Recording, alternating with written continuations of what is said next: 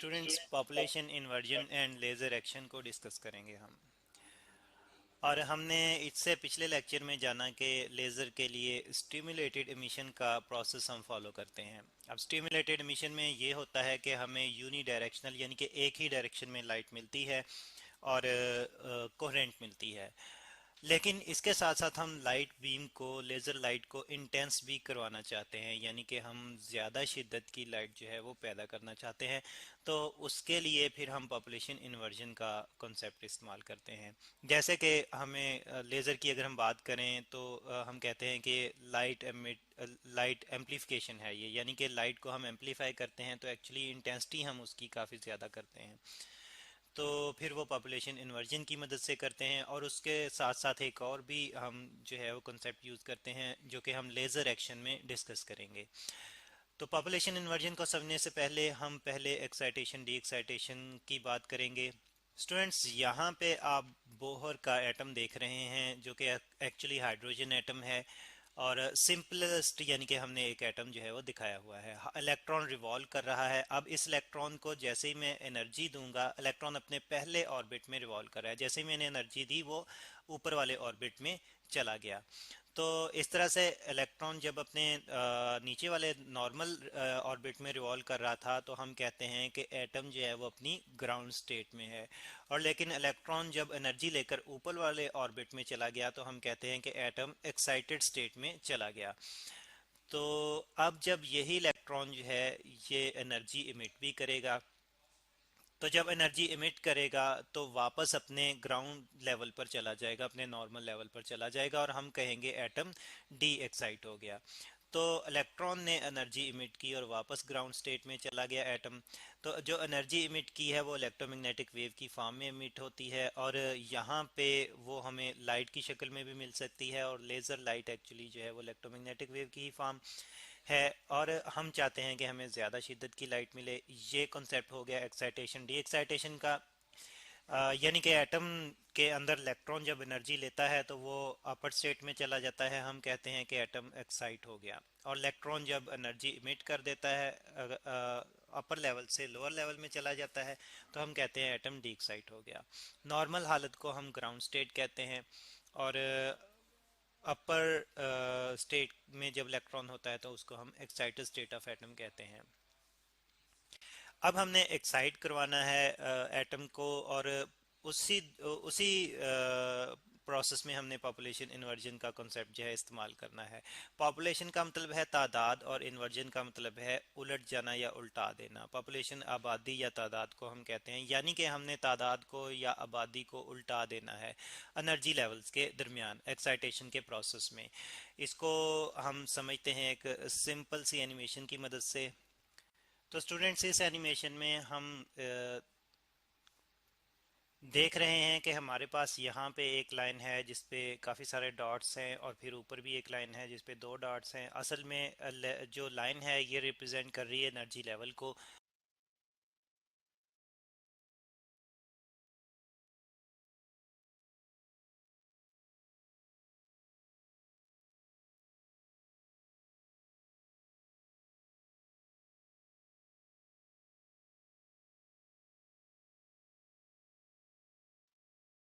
करेंगे हम। और हमने इससे पिछले लेक्चर में जाना कि लेज़र के लिए स्टिमुलेटेड एमिशन का प्रोसेस हम फॉलो करते हैं। अब स्टिमुलेटेड एमिशन में ये होता है कि हमें यूनी डायरेक्शनल यानी कि एक ही डायरेक्शन में लाइट मिलती है और कोहेरेंट मिलती है। लेकिन इसके साथ साथ हम लाइट बीम को, लेज़र लाइट को इंटेंस भी करवाना चाहते हैं, यानी कि हम ज़्यादा शिद्दत की लाइट जो है वो पैदा करना चाहते हैं। तो उसके लिए फिर हम पॉपुलेशन इन्वर्जन का कॉन्सेप्ट इस्तेमाल करते हैं। जैसे कि हमें लेज़र की अगर हम बात करें तो हम कहते हैं कि लाइट एम्पलीफिकेशन है ये, यानी कि लाइट को हम एम्पलीफाई करते हैं तो एक्चुअली इंटेंसिटी हम उसकी काफ़ी ज़्यादा करते हैं। तो फिर वो पॉपुलेशन इन्वर्जन की मदद से करते हैं। और उसके साथ साथ एक और भी हम जो है वो कॉन्सेप्ट यूज़ करते हैं जो कि हम लेज़र एक्शन में डिस्कस करेंगे। तो पॉपुलेशन इन्वर्जन को समझने से पहले हम पहले एक्साइटेशन डी एक्साइटेशन की बात करेंगे। स्टूडेंट्स, यहाँ पे आप बोहर का एटम देख रहे हैं जो कि एक्चुअली हाइड्रोजन एटम है। और सिंपलेस्ट यानी कि हमने एक एटम जो है वो दिखाया हुआ है। इलेक्ट्रॉन रिवॉल्व कर रहा है। अब इस इलेक्ट्रॉन को जैसे ही मैं एनर्जी दूंगा, इलेक्ट्रॉन अपने पहले ऑर्बिट में रिवॉल्व कर रहा है, जैसे ही मैंने एनर्जी दी वो ऊपर वाले ऑर्बिट में चला गया। तो इस तरह से इलेक्ट्रॉन जब अपने नीचे वाले नॉर्मल ऑर्बिट में रिवॉल्व कर रहा था तो हम कहते हैं कि एटम जो है वो अपनी ग्राउंड स्टेट में है।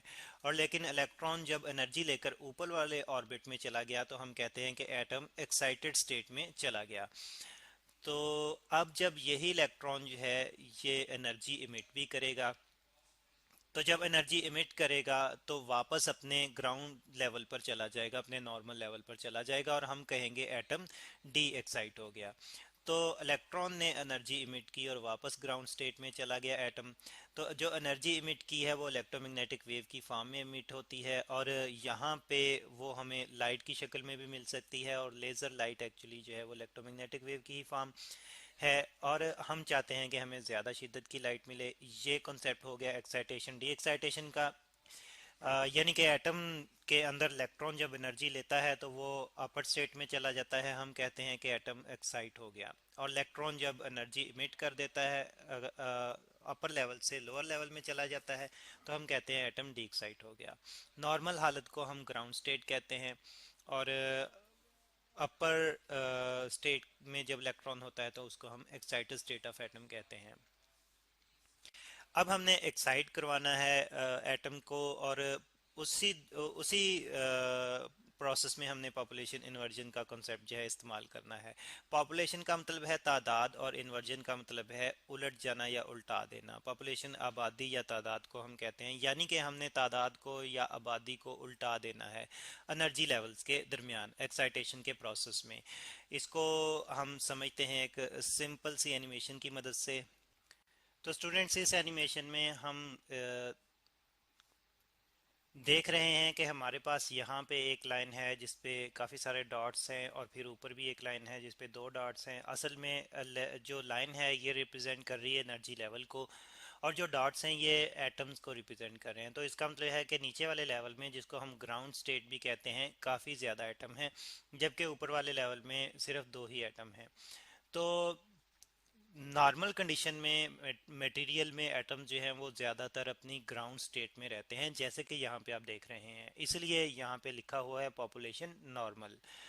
तो और एक्साइटेड स्टेट में काफ़ी कम होते हैं तादाद में नॉर्मल हालत में। अब हमने इसी आबादी को, इसी तादाद को उल्टा देना है इन एनर्जी लेवल्स के दरमियान, यानी कि हमने एक्साइटेड स्टेट में एटम्स की तादाद ज़्यादा कर दी और ग्राउंड स्टेट में एटम्स की तादाद काफ़ी कम रह गई। तो इस चीज़ को हम कहते हैं कि तादाद, आबादी, पॉपुलेशन इन्वर्ट हो गई, उलट गई। तो ये है पॉपुलेशन इन्वर्जन। लेकिन ये पॉपुलेशन इन्वर्जन जो है ये दो लेवल्स के दरमियान हम डायरेक्टली अचीव नहीं कर सकते, यानी कि हम ग्राउंड स्टेट से जस्ट ऊपर वाली स्टेट के दरमियान में एटम्स की तादाद को उलट नहीं सकते एक ही टाइम पे। तो इसको मज़ीद डिस्कस करते हैं कि ऐसा क्यों है। अब यहाँ पे स्टूडेंट्स, इस डायग्राम में मैंने तीन एनर्जी लेवल्स रिप्रेजेंट किए हैं, जिनमें E1 जो है ये ग्राउंड स्टेट है।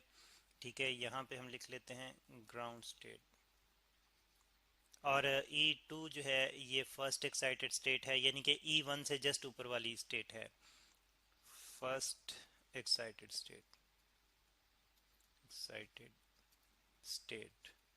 आप देख रहे हैं कि ग्राउंड स्टेट में एटम की तादाद ज़्यादा है, जबकि फर्स्ट एक्साइटेड स्टेट में एटम की तादाद कम है। हमने एक और लेवल ऊपर लिया हुआ है, इसको हम चले सेकंड एक्साइटेड स्टेट समझ लेते हैं, और यहाँ पे इसको हमने, इसमें नंबर ऑफ़ एटम्स रिप्रेजेंट नहीं किए हुए, और इसके इसके नंबर ऑफ़ एटम्स रिप्रेजेंट करने की हमें ज़रूरत नहीं है यहाँ पे। जस्ट हमने फर्स्ट और सेकंड को डिस्कस करना है इसी के लिहाज से।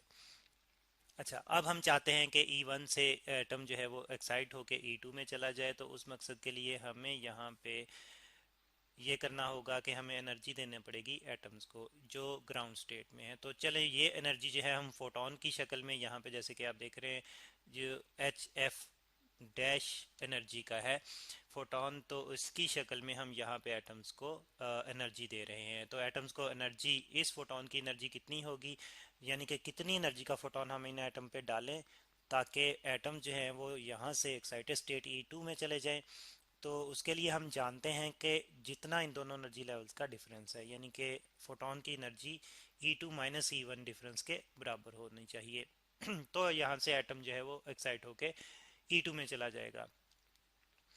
तो अब सपोज के एक फोटोन मैंने डाला तो उसने एक एटम को एक्साइट करके यहाँ पे पहुंचा दिया, ठीक है। इसके बाद मैंने दूसरा फोटोन डाला तो वो दूसरे एटम को एक्साइट करके यहाँ पे पहुंचा देगा। अब यहाँ पे अगर हम बात करें तो यहाँ पे दो एटम ऊपर चले गए, तो यहाँ से हम दो एटम्स को कट कर देते हैं, ठीक है जी। ये दो एटम्स, चले कलर चेंज करके ताकि क्लियरली नज़र आए, कट करते हैं। ये दो एटम्स हमने कट कर दिए। अब देखें कि यहाँ पे हमारे पास नंबर ऑफ एटम जो है वो 4 रह गए हैं, और यहाँ पे भी नंबर ऑफ एटम जो हैं वो 4 हो गए हैं अब स्टूडेंट्स ये होगा कि जैसे ही हम यहाँ से पांचवा एटम जो है यानी कि यहाँ से सॉरी दो एटम भेजे, तो तीसरा एटम जैसे ही यहाँ से हम E2 में भेजना चाहेंगे, उसी दौरान में E2 से एक एटम जो है वो डी एक्साइट होके वापस E1 में आ जाएगा। तो इस तरह से E2 में ज़्यादा से ज़्यादा 4 एटम ही जो है वो हो सकते हैं, और हम पांचवा एटम जो है वो यहाँ पे नहीं ला सकते, बल्कि जैसे ही पांचवा लाने की कोशिश करेंगे कोई एक डी एक्साइट होके वापस E1 में जा चुका होगा। तो इस तरह से हमने चाहा था कि E2 में तादाद जो है वो E1 की निस्बत ज़्यादा कर दें, लेकिन ज़्यादा से ज़्यादा हम ये कर पा रहे हैं कि दोनों में तादाद बराबर बराबर हो जाए, 4 यहाँ पे हो जाए और 4 यहाँ पे रह जाएं। जबकि हमें इंटेंस लाइट के लिए पॉपुलेशन इन्वर्जन की ज़रूरत है, यानी कि तादाद को उलटने की ज़रूरत है तो जो कि यहाँ पे नहीं हो पा रही डायरेक्टली। फिर इस मकसद के लिए स्टूडेंट्स हम क्या करते हैं, इस मकसद के लिए हम ये करते हैं कि पहले इन एटम्स को पहले हम एक्साइट करवा के E1 से E3 में भेजते हैं, ठीक है। तो अब किस तरह से भेजेंगे, तो इस मकसद के लिए फिर हम जानते हैं कि फोटोन जो है वो ऐसी एनर्जी का डालेंगे, और इस फोटोन को मैं HF से रिप्रेजेंट कर रहा हूँ, जिसकी एनर्जी जो है वो इन दोनों लेवल्स के डिफरेंस के बराबर होगी, यानी कि E3 माइनस E1 के बराबर होगी। तो ये फोटोन जो है इन एटम्स को एक्साइट करेगा और E3 में पहुंचा देगा। अब ये E3 और E1 के दरमियान जो है वो पॉपुलेशन इन्वर्ट तो नहीं हो सकती, बिल्कुल उसी तरह से डायरेक्टली जैसे हमने बात की थी E2 और E1 की, लेकिन ये हो सकता है कि E3 से एक एटम जो है सॉरी E1 से एक एटम यहाँ पे E3 में आया।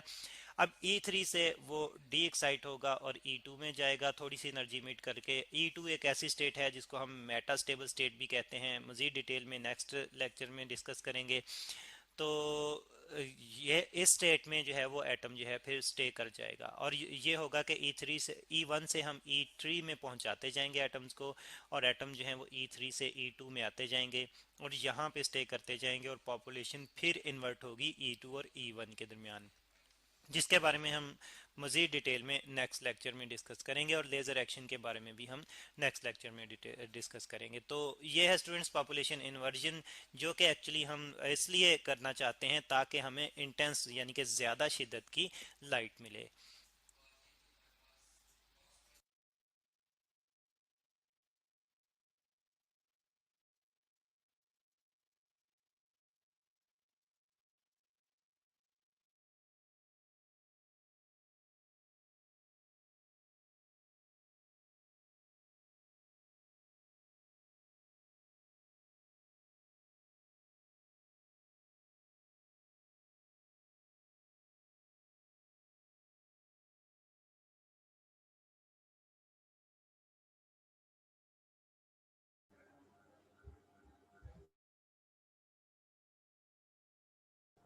कि आपने एक पार्ट इसका सुना है, वो उसे मैं रिवाइज भी कर लेता हूँ और ये कंप्लीट भी कर लेंगे।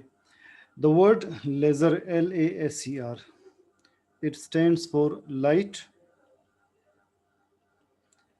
amplification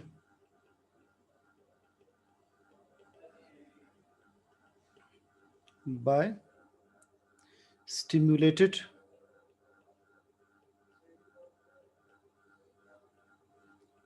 emission of radiations, emission of radiations। So light को एम्पलीफाई करना है। Bye stimulated emission of radiations. Light को एम्पलीफाई करने का मतलब ये कि आपने एक फोटोन सेंड किया, उससे 2 फोटॉन्स बने, 4 फोटॉन्स बने, 8 फोटॉन्स बने।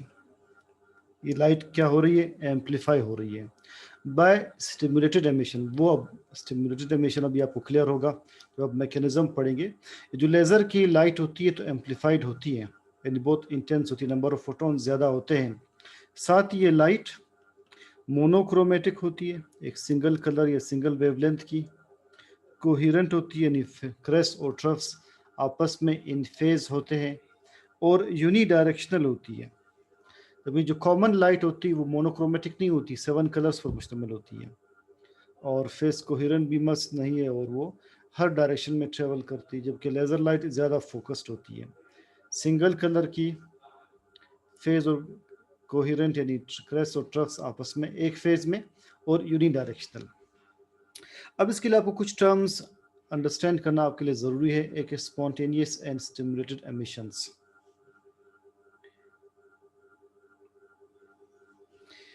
एक एटम का सपोज ये ग्राउंड स्टेट है, ग्राउंड स्टेट, इसमें हम ये डिफरेंट एटम्स कंसिडर कर रहे हैं। अगर इन एटम्स के ऊपर हम फोटोन फोकस कर लें और इस फोटोन की लाइट एब्जॉर्ब करके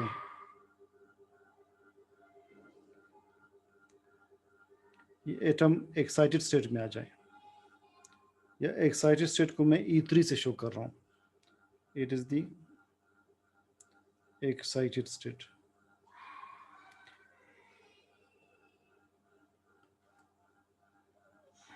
एटम ने फोटोन की लाइट एब्जॉर्ब की और ये एक्साइटेड स्टेट में आया। अब इस फिनोमेना को हम कहते हैं induced absorption. It is induced या स्टिमुलेटेड एब्जॉर्प्शन, इसको आपके नोट्स में डिफाइन किया है। एटम फोटोन की लाइट या फोटोन की एनर्जी एब्जॉर्ब करके ग्राउंड स्टेट से एक्साइटेड स्टेट में जा रहा है। अब उस एक्साइटेड स्टेट से वापस ये 2 तरह से आ सकता है। अगर अब इसका एक केस ये हो सकता है,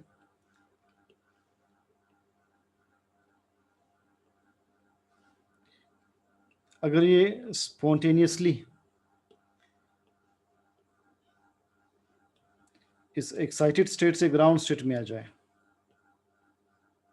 वापस ग्राउंड स्टेट में स्पॉन्टेनियसली आ जाए, तो डेफिनेटली जो इसने फोटोन की एनर्जी एब्जॉर्ब की होगी वो फोटोन ये वापस रिलीज करेगा। इसे कहते हैं spontaneous emission.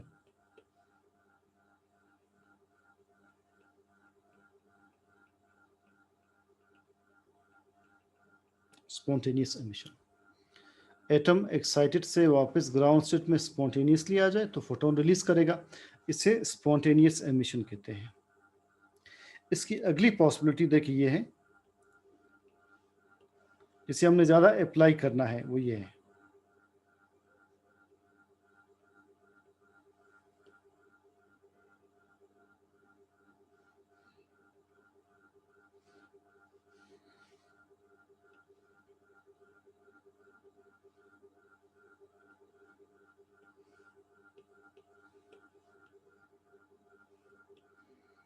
Atom excited state में है।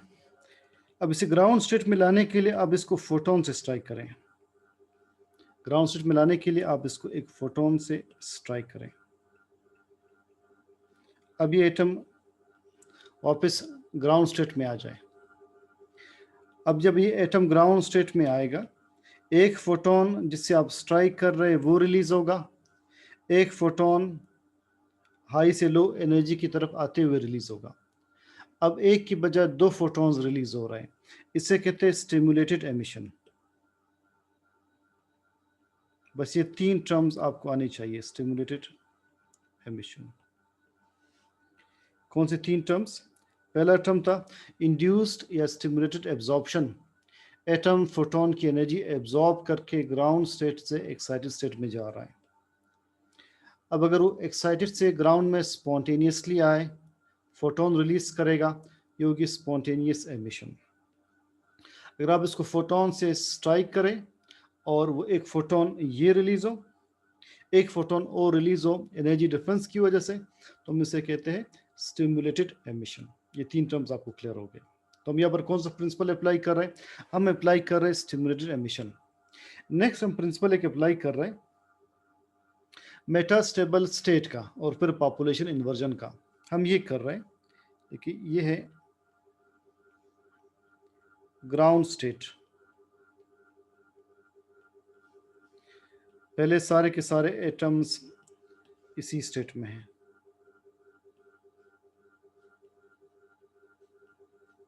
ग्राउंड स्टेट में है, हम इनको एक्साइटेड स्टेट में ले जाते हैं।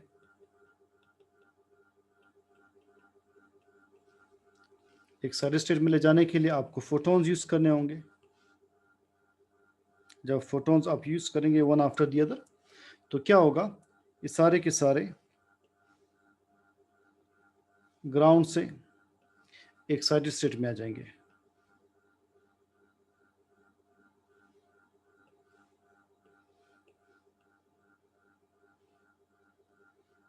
उसमें पॉपुलेशन इन्वर्ट हो जाएगी।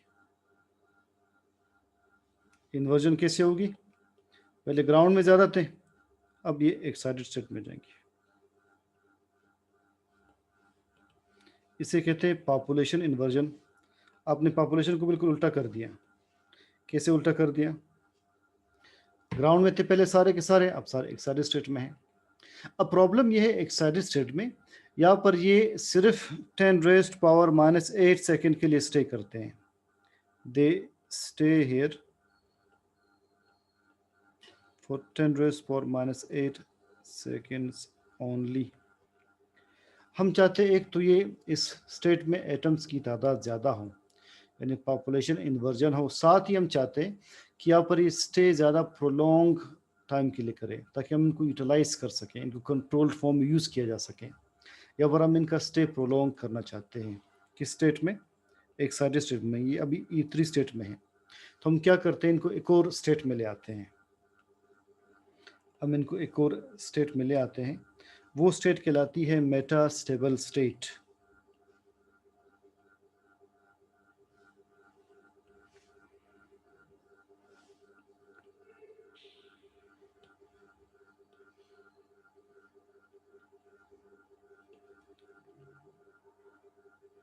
एक और स्टेट है E2 स्टेट, कि ग्राउंड और एक्साइटेड स्टेट के दरमियान है। हम इन एटम्स को ले आते हैं इस स्टेट में।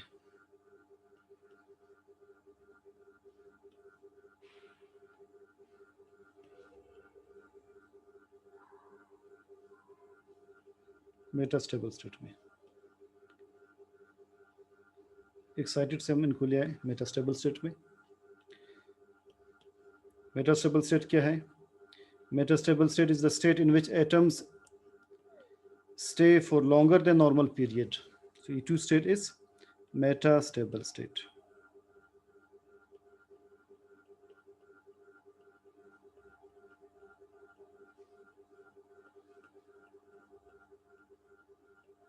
The state in which atoms stay for longer, कितना longer? 10⁻⁻3 seconds.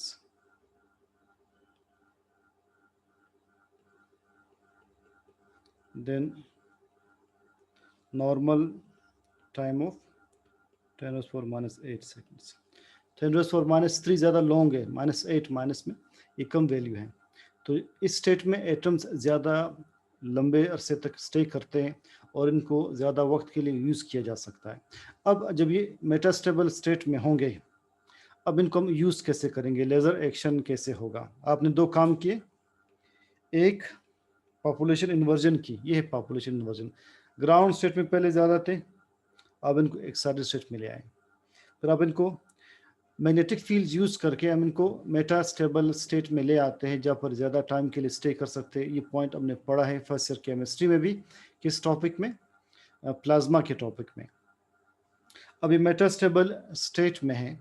अब अगर आप एक एटम को स्ट्राइक करेंगे तो देखिए फंक्शन ये कैसे करेंगे।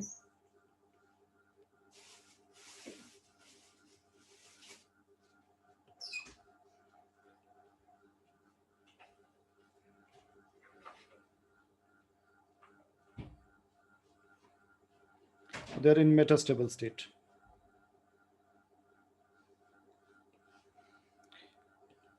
अब एक एटम को फोटोन से स्ट्राइक करेंगे, ये आएगा ग्राउंड स्टेट की तरफ, मगर साथ ही इससे 2 फोटॉन्स एमिट होंगे। उन 2 फोटोन में एक फोटोन नेक्स्ट एटम को स्ट्राइक करेगा, उस एटम के नीचे आने पर एक फोटोन एटम के नीचे आने पर रिलीज होगा। 2 फोटॉन्स पहले से आ रहे हैं, अब फोटॉन्स बढ़ते जाएंगे, फिर फोटॉन्स मजीद बढ़ते जाएंगे। हर एक केस में एक एक फोटोन एक्स्ट्रा ऐड होता जाएगा। तो आहिस्ता आहिस्ता इन सारे एटम्स के नीचे आने पर फोटॉन्स की तादाद बढ़ती जाएगी, लाइट एम्पलीफाई होती जाएगी। किस तरह से एम्पलीफाई हो रही है? Bye stimulated emission of radiations. आपने फोटोन से स्ट्राइक करके इनको मेटास्टेबल स्टेट से ग्राउंड स्टेट में ला रहे हैं, तो लाइट एम्पलीफाई होती जाएगी। जो लाइट है ये एम्पलीफाइड फॉर्म है, यानी ज़्यादा इंटेंस है।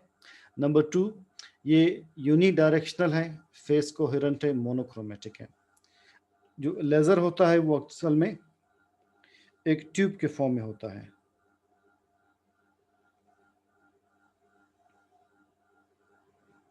इसके एक एंड पर एक रिफ्लेक्टिंग मिरर यूज़ करते हैं। ये रिफ्लेक्टिंग मिरर है ताकि यहाँ से फोटोन एस्केप ना करें। It is totally reflecting.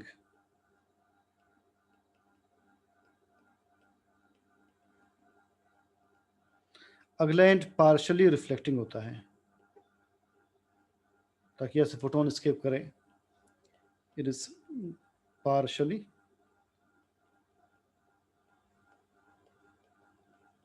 Reflecting. Inside आप एक फोटोन अलाउ करते हैं ताकि वो एटम को स्ट्राइक करे, वो फोटोन एम्पलीफाई होता जाएगा।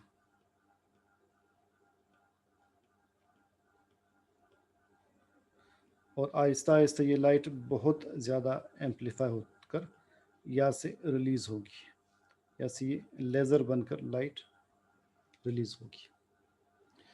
जो इनसाइड मीडियम है, इनसाइड मीडियम जो आप एटम्स ले रहे हैं वो सॉलिड स्टेट में हो सकते हैं, यानी सब्सटेंस सॉलिड फॉर्म में हो सकता है, गैसियस फॉर्म में हो सकता है, लिक्विड फॉर्म में हो सकता है। मोस्टली हम गैसेस का लेज़र बनाते हैं या मेज़र बनाते हैं।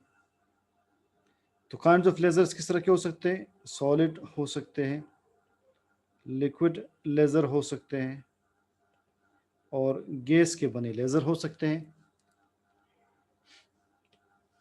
पहले एक मेज़र यूज़ किया जाता था, मेज़र सेम है। Maser is microwaves amplification by stimulated emission of radiation. सिर्फ वहाँ पर लाइट की बजाय माइक्रोवेव्स पहले यूज़ किए जाते थे। Microwaves amplification by stimulated emission of radiations. Laser के यूजेस, जब रेटाइना डिटेच हो जाता है, आंख का रेटाइना, आंख का पर्दा कभी कभार डिटेच हो सकता है, तो उसको वेल्ड करने के लिए, वापस अपनी जगह फिक्स करने के लिए लेज़र यूज़ किया जाता है। कैंसरस प्री कैंसरस सेल्स को डिस्ट्रॉय करने के लिए लेज़र यूज़ किया जा सकता है। हमने पढ़ा था लिथोट्रिप्सी, ह्यूमन किडनी में स्टोन को ब्रेक करने के लेज़र यूज़ किया जा सकता है।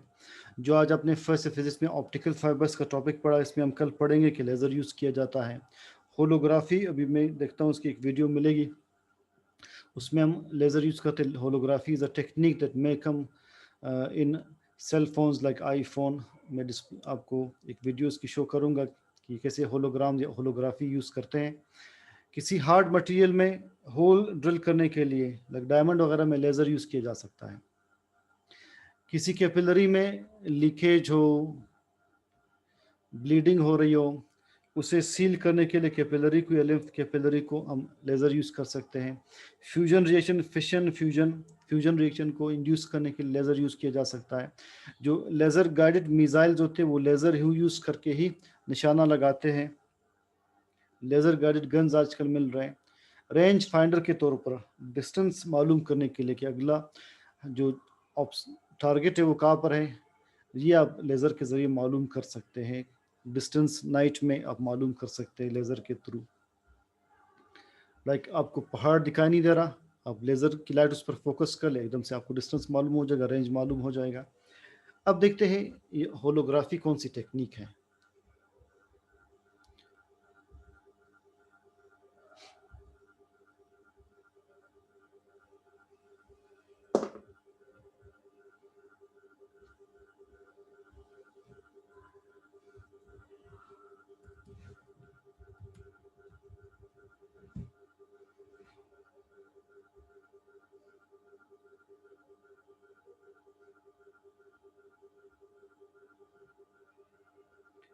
देखिए होलोग्राम्स है, फिज़ा में डिफरेंट इमेजेस बनाना, डिज्नीलैंड में यूज़ होते हैं। See different ones. This seems interesting. I hope ये स्क्रीन विजिबल है, अगर विजिबल ना हो काइंडली मुझे बताइएगा। I can see you from behind.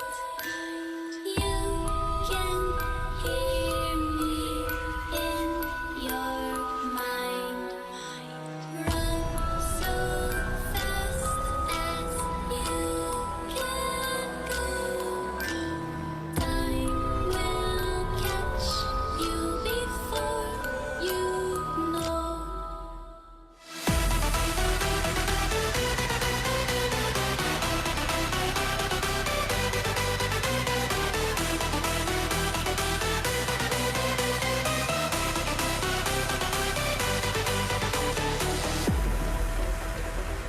Are you afraid of the dark? Are you scared? You know, I am you.